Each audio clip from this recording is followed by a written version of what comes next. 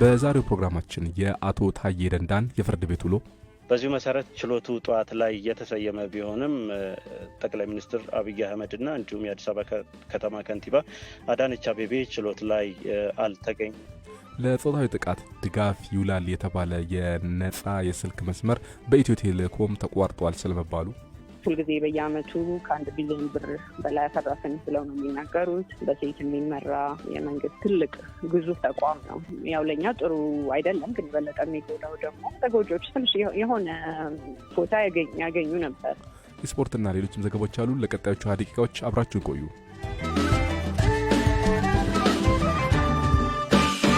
የቀድሞ የሰላም ሚኒስትር ዴኤታ አቶ ታዬ ደንዳ በምስክርነት የቆጠሯቸው ጠቅላይ ሚኒስትር አብይ አህመድና የአዲስ አበባ ከተማ ከንቲባ አዳነች አቤቤ ፍርድ ቤት ሳይገኙ ቀርተዋል። ፍርድ ቤቱ ለጠቅላይ ሚኒስትሩና ከንቲባዋ የፌዴራል ፖሊስ የመጥሪያ ወረቀት እንዲያደርስ ትዕዛዝም ሰጥቷል። ችሎቱን የተከታተለው ባልደረባችንን ሀብታሙ ጥበቡን ማምሻውን አግኝተነዋል። አመሰግናለሁ ኢዮብ።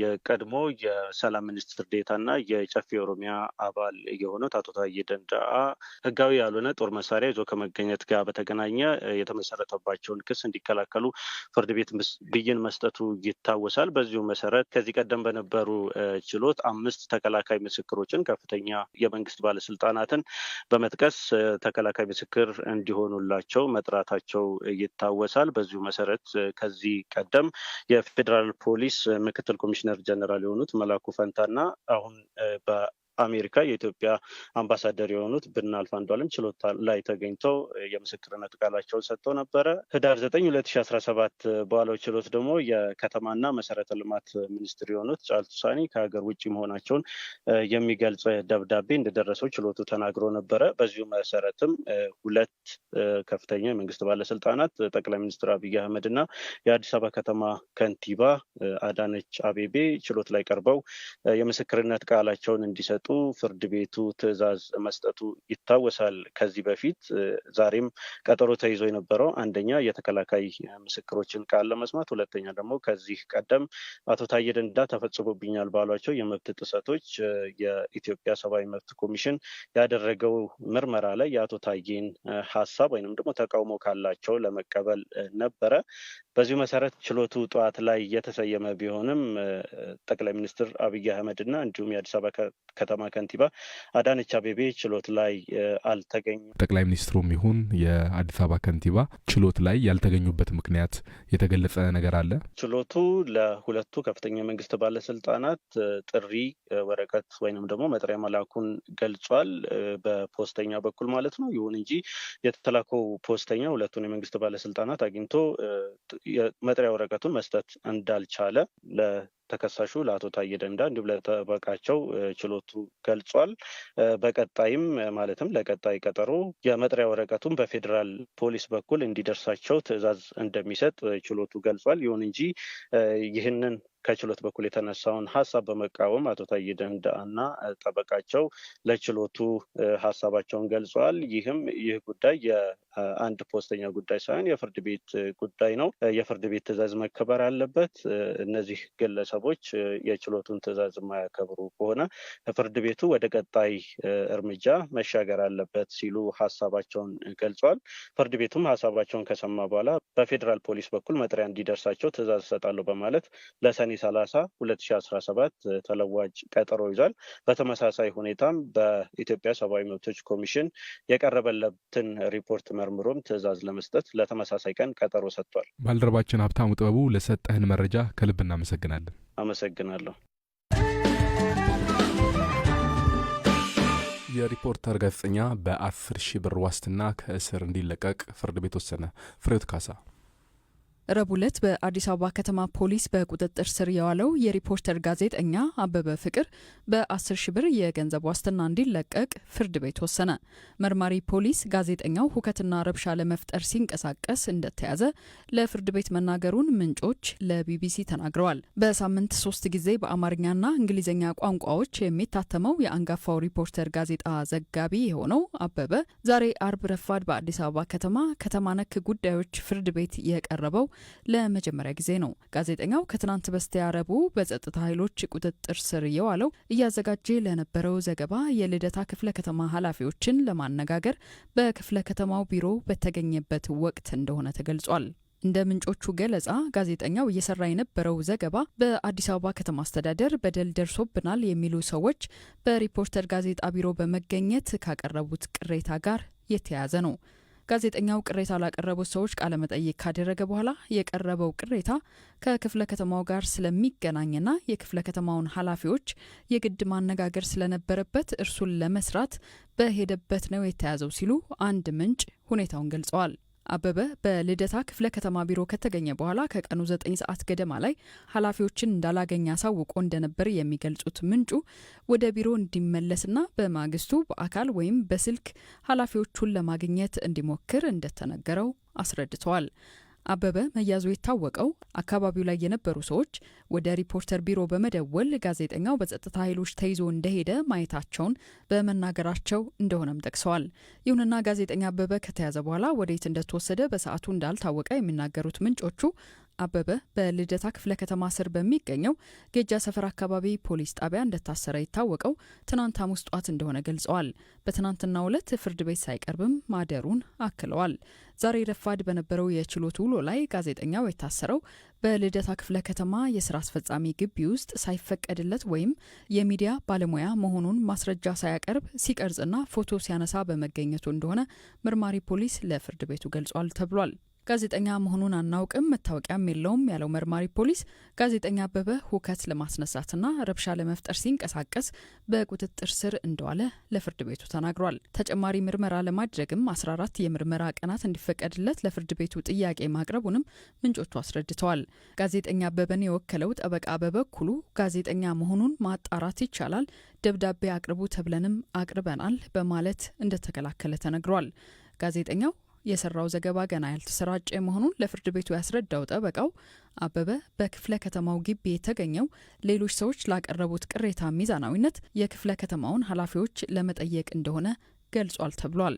ጠበቃው ጨምረውም ዋስትና ሊያስከለክለው የሚያስችል ምንም ጉዳይ የለም፣ ጋዜጠኛ በመሆኑም ከሕግና አዋጁ አንጻር ሊታሰርም አይገባም፣ ይህም ቢታለፍ እንኳን የዋስትና መብቱ ሊከበር ይገባል የሚል መከራከሪያ ለፍርድ ቤቱ እንዳቀረበም ምንጮች ገልጸዋል።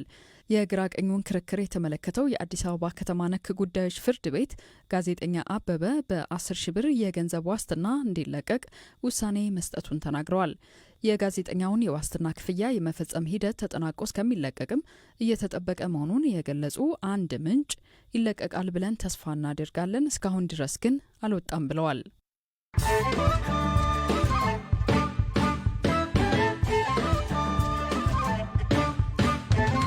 አድማጮች አሁን ደግሞ አጫጭር ዜናዎችን ላሰማችሁ። አንድ የሩሲያ ከፍተኛ የጦር ጄኔራል ሞስኮ ውስጥ በተጠመደ ቦምብ ተገደሉ። ጄኔራሉ በዩክሬን ኢላማ ከተደረጉ ከፍተኛ አመራሮች አንዱ እንደነበሩ ተገልጿል። የእስራኤል ጦር ወታደሮቹ የመንግስታቱ ድርጅት ሰራተኛን መግደላቸውን አመነ። ጦሩ ባለፈው ወር በጋዛ ሰርጥ ውስጥ የሞተውን የተመድ ሰራተኛ አልገደልኩም ብሎ ነበር።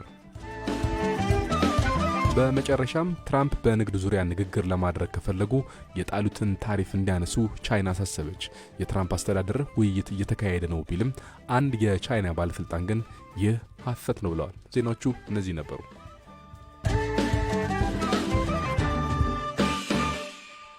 ሴታዊት በተሰኘ የሲቪል ማህበረሰብ ድርጅት የተመሰረተው አለኝታ ነጻ የስልክ መስመር ለጾታዊ ጥቃት ተጎጂዎች ይሰጥ የነበረውን የስነ ልቦና ምክርና ድጋፍ አገልግሎት ማቋረጡን አስታወቀ።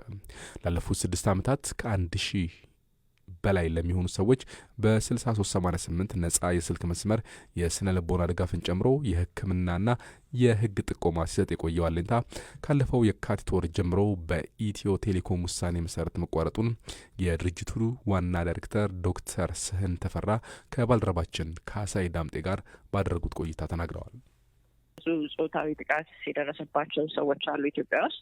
ግን እንዲዳረስ እንግዲህ የሚሻለው የስልክ መስመር ነው ብለን 7 ካውንስለሮች አሉ እዛ ሆነው ነው የነጻ ስልክ ድጋፍ የሚሰጡት እና ትንሽ ለማስፋትም ሞከርን። አሁን በኮቪድ ጊዜም በተለይ ብዙ ሰው ውጥረት ውስጥ ገብቶ ስለነበረ ከጾታዊ ጥቃት ትንሽ ማሰፋ ነው። በተለይ በጣም ተደራሽነቱ ለእኛም በጣም እርካታ ይሰጠን የነበረው በተለይ ከገጠር አካባቢ እንደዚህ አይነት ድጋፍ በቀላሉ የማያገኙ ሰዎች ደውለው ትንሽም ቢሆን የአእምሮ ፋታ ሲያገኙ፣ ምክር አገልግሎት ሲያገኙ፣ በተለይ ጾታዊ ጥቃት ደርሶባቸው ከሆነ በጤናም ዙሪያ ምንድነው ማድረግ ያለባቸው፣ የት ነው መሄድ ያለባቸው የሚለውን ያንን አገልግሎት መስጠታችን ጥሩ ነበረ እና ከ2 ወር በፊት ነው የተቋረጠው። በአብዛኛው አለኝታ ምን አይነት ጥቃት ለደረሰባቸው ሴቶች ነው የስነ ልቦና ድጋፍ አገልግሎት ሲሰጥ የነበረው? ከመድፈር ይጨምራል፣ ግን ስራ ቦታ ትንኮሳም ሊሆን ይችላል፣ የቤት ውስጥም ጥቃት ሊሆን ይችላል። ህጻናት ይደውላሉ አንዳንዴ። ምክንያቱም ካሰብሽው አክሰስ በጣም ችግር ነው። ታዳጊዎች አይደለም ሄዶ ፖሊስ ጣቢያም መክሰስም ምንም ትንሽ አቅም ይጠይቃልና አሉ እስከ ዓመት ድረስ የምንከታተላቸው የምናግዛቸው ተማሪዎችም አሉ። በተለይ የራስ ማጥፋት ፊር ካለ ምክንያቱም በጣም ከጾታዊ ጥቃት ጋር ስለሚገናኝ እንደሱ አይነት አቤቱታዎች ሲመጡ እስከ ዓመት ድረስ የምንከታተለዋለን። ለምን ያህል ሴቶች አገልግሎት ትሰጣቸዋል? ባለኝታ ሴቶች ብቻ አይደሉም።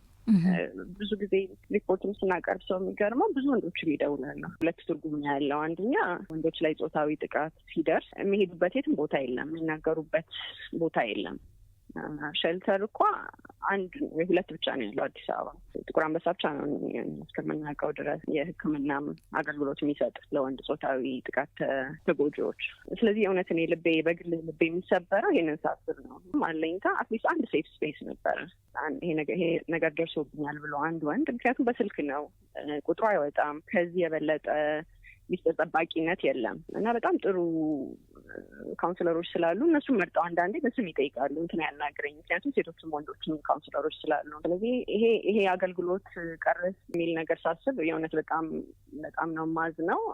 ሌላ ጊዜ ደግሞ ወንዶች ግን የሚደውሉት አንድ ደዋይ በጣም የንዴት ችግር አለብኝ እና ሚስቴን እንዳልመታ በምን መልክ ራሴን አስተሳሰቤን መቀየር እችላለሁ እና ብሎ ለእንደዛ አይነት ለንዴት ችግር፣ ምክንያቱም ያው ካሰብነው ጥቃት በሙሉ የንዴት ችግር ነው አይደለም። መጨረሻ ላይ ሌላ ብዙ ምክንያት የለውም።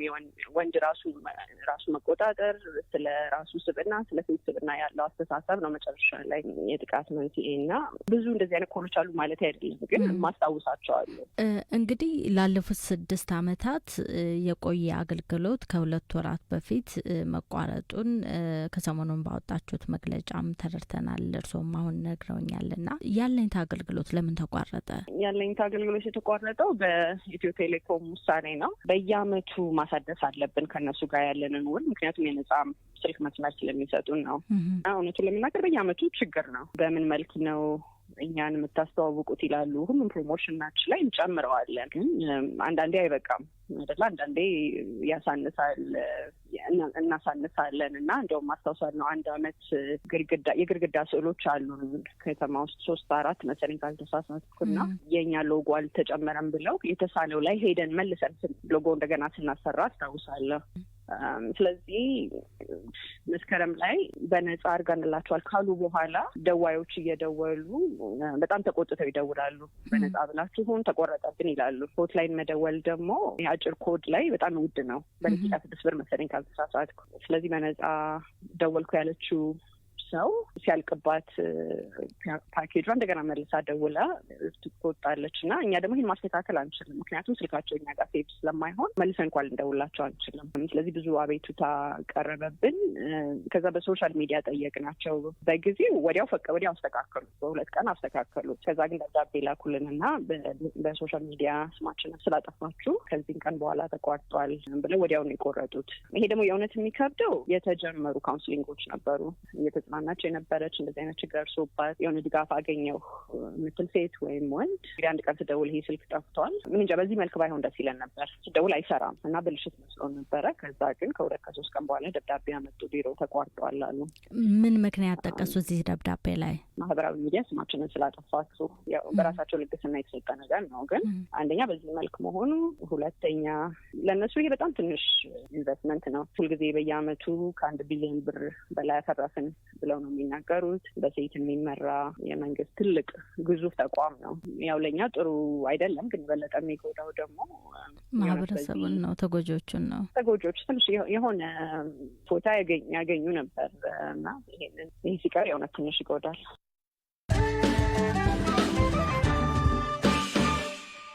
የፓሪስ ኦሎምፒክ ሜዳሊያ አሸናፊዋ ትዕግስት አሰፋ ከነገ በስቲያ እሁድ በለንደን የሚካሄደውን ማራቶን ላይ ለመሳተፍ ለንደን ተገኝታለች። ባልደረባችን ኢያን ዊሊያምስ በዚያ ከትዕግስት ጋር በአስተርጓሚ አጭር ቆይታ አድርገው ነበር። በመጀመሪያ ያቀረበላት ጥያቄ በፓሪስ ኦሎምፒክ ማራቶን ተሳትፎሽ ምን አይነት አይረሴ ስሜት አለሽ የሚል ነበር። ማስታወሻ መጨረሻ ላይ ደርሼ ከሲፋ ጋር የነበረው ትንቅና ፉክክር ትልቅ ማስታወሻ ነው።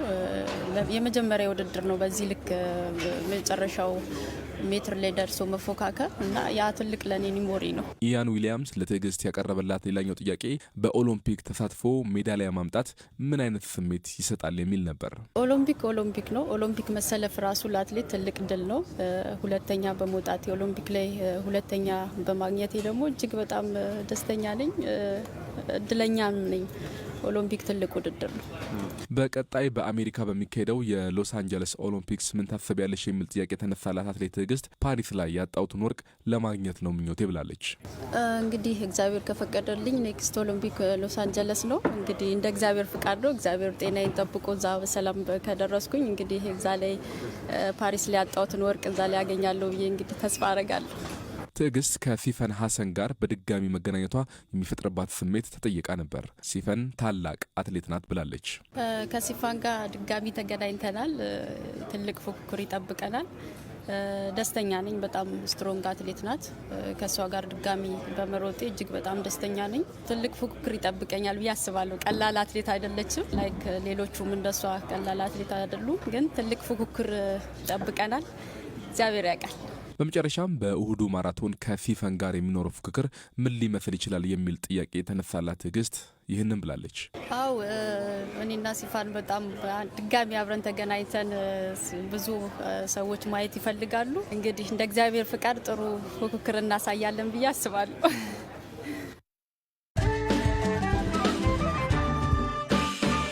ሊቨርፑል የሊጉን ዋንጫ ያነሳ ይሆን? ለኤፍኤ ዋንጫስ እነማን ለፍጻሜ ይደርሳሉ? የሳምንቱን ጨዋታ ግምት ከክሪስ ሳተን። ቅዳሜ ቼልሲ ከኤቨርተን። ለኤቨርተን መጥፎ ዜና ጄምስ ታርኮስኪ በጉዳት ከውድድር ዘመኑ ውጭ መሆኑ ቡድኑ የነበረውን የመከላከል ጥንካሬ ያሳጠዋል። ኤቨርተን አጥቂውን አርማንዶ ብሮያን ማሰለፍ ባይችልም የፊት መስመሩን ቤቶ ይመራዋል። ኤቨርተን ራሱን እያሻሻለ ቢሆንም ቼልሲ ግን በውጤት መዋዠቅ ውስጥ ይገኛል። ደጋፊው በአሰልጣኝ ኤንዞ ማሬስካ ጨዋታ የተደሰተ አይመስልም። ክሪስ ሳተን ቼልሲና ኤቨርተን አንዳቻ ይለያያሉ ብለዋል። ብራይተን ዌስትሃምን 2-1 ይረታል። ኒውካስል ኢፕስዊች ታውንን 3-0 ያሸንፋል። ፉልሃም ሳውዝሃምፕተንን 2-0 ይረታል። አስቶን ቪላ ክሪስታል ፓላስን 3-2 ያሸንፋል። ወደ እሁድ ጨዋታ ስናመራ በርንመዝ ከማንቸስተር ዩናይትድ እናገኛለን። በቅድሚያ በርንመዝ ዘንድሮ ማንቸስተርን 3-0 ማሸነፍ የቻለ ሲሆን በዚህ ጨዋታ የማሸነፍ ሰፊ እድል አለው። ዩናይትድ ለዩሮፓ ሊግ ግማሽ ፍጻሜ በሳምንቱ አጋማሽ ወደ አትሌቲኮ ቢልባኦ ያቀናል። አሞሪም ወጣት ተጫዋቾችን የሚያሰልፉ ሲሆን በርንመዝ ደግሞ በተነጻጻሪነት በጥሩ አቋም ላይ ይገኛል። የዚህ ጨዋታ ለበርንመዝ ግምቴን የምሰጥ ሲሆን ይላል ክሪስ ሳተን ነው እያወራ ያለው። በዚህ ጨዋታ ለበርንመዝ ግምቴን የምሰጥ ሲሆን ዩናይትድ ከቢልባኦ ጋር የሚቸገር ይመስለኛል ብሏል። ውጤት ጠይቀ ነው ነበር። ማንቸስተር ዩናይትድ በበርንመዝ 2-1 ይሸነፋል ብሎናል። ሊቨርፑል ከቶተንሃም። ሊቨርፑል የሊጉን ዋንጫ ለማንሳት 1 ነጥብ ብቻ ነው የሚፈልገው። 1 ነጥብ። ሊቨርፑል እንደዚህ ቀደሙ በጥሩ ብቃት ላይ ባይገኝም ዋንጫውን ለማንሳት በቁርጠኝነት ወደ ሜዳ ይገባል ይላል ክሪስ ሳተን። በውጤቱም ሊቨርፑል ቶተንሃምን 4-1 ያሸንፋል ብሎናል። መልካም ጨዋታ። አድማጮች፣ የቢቢሲ አማርኛ የራዲዮ ፕሮግራም ይህን ይመስል ነበር። ጆን ሞገስና ዴቪስ ሟሳሮ አብረናችሁ ቆየን። መልካም ምሽት፣ መልካም ቅዳሜና እሁድ።